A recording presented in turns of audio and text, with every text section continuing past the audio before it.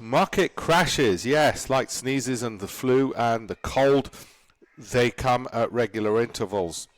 When you've not had one for a while, you know one is due, and that is what's about to happen. So let's get you ready for it, and let's get you calm, cool, and collected so you don't feel and look sick during it. Well, first of all, this is the agenda for this. What we're going to do is go through every aspect of them, including defining them. What do we mean by a crash? Well, normally something over 20% in a relatively short space of time. Take earlier 2025. You didn't cross 20%, but my God, it felt bad. 2022, over 12 months, you got to a 25% drop. What should we do? What should we expect? Well, when we look at the data, what we see is these things happen. Now, only a fool would try and dodge them. It's like trying to dodge a bullet. They're going to happen. The nature of them is that even the biggest and the greatest banks in the world, with all their analysts, with all their education, and all the Nobel Prize winners, can't avoid them. We know it is historically normal for those drawdowns to happen, but there is some very good news about this because there's money to be made from them, because we also know that that happens. And that would suggest that the correct course of action might not be to try and time that top and time that bottom, nice and tempting though that is. It might be to be in a position where either we hold through it or we buy companies which are good enough to warrant buying as we get falls. That seems a more reasonable, rational strategy. But private investors try and time things. Let's have a look at the returns after 15% drawdowns. We know after 15% drawdowns, we're likely to get very good returns. Okay? And that is just using an S&P. If you get a tailwind from the S&P, your individual stocks might even do significantly better. So those falls, which are inevitable, should actually not be feared, but I would suggest welcomed. Historical 19% drawdowns, we know they happen. Now, worst case, they take forever. Thankfully, that's unlikely in today's liquid world with so much money sloshing around in international markets, unlike in 76 to 78. Nowadays, they might only last a month or two, maybe 3 or 4. Okay, that's not too bad. It's like a flu jab. It's over in a quick period of time and it inoculates you against getting sick. So, historical 90% drawdown, short and sharp rebounds. Expect them, but don't panic from them. Now, if you think you can avoid them, the problem is you've got a gambling personality and you need to stop it. You might be a believer in crystal balls that you can avoid them because you think you can see into the future. You're obviously deluded and probably prone to panic, somewhat irrational, and overexposed in the instruments you hold. Holding companies that you have in your portfolio probably have a volatility you're not aware of, and you're not even aware of your overall portfolio volatility. You're going to have sleepless nights.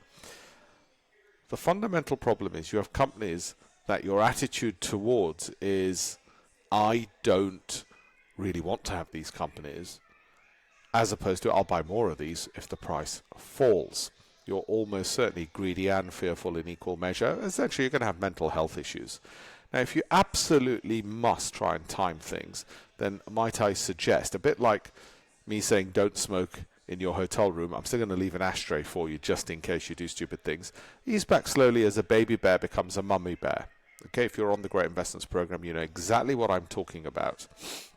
If you're also on the program, you'll know we have the Good Night Sleep co-pilot, which shows you if there's an extended bear market, which happens every 7 to 10 years, then it shows you the stress values of the broader market and your portfolio, but actually individual stocks as well. So that should make you prepared. It's inoculating you against falls. Remember, volatility is a part of investing. Total number of drawdowns since 1950 are 5%, 71 times, 10%, 26 times, 20%, 11 times, 30%, 6, and so on. Only once has it been a 50% drop. And yet you'll hear people saying, are we about to get the worst crash we've ever had? Well, if we are, then it's going to be a great opportunity to make lots of money. And let's have a look at the S&P 500 bear market since 1990 and the valuations. Drawdowns were these, those are the valuations. The valuations weren't even necessarily that high. So expect it at any time is the message. At any time. Don't think, oh, it's not overvalued, it won't happen. Be ready for it. Just like you wear a seatbelt, just in case there's a crash. Don't think to yourself, well, today seems like a good day not to wear a seatbelt. Remember the 10 commandments of investing. Feel free to pause this. These are important. These are really, really important. Okay, I put them together because there are people who are just absolute knuckleheads and will not listen no matter how many times you tell them, and will go towards gambling and saying, no, I'm just going to put everything on black. Okay, here's an example where we've put on our own apps at campaignforamillion.com/tools. You can look at individual stocks and look at how the performance was and then the current multiples from the troughs. Recovery times and what happened. Isn't that interesting? And if you think that valuations will tell you that you're at a top, well, this chart alone should tell you you are simply wrong. Okay, finally the top.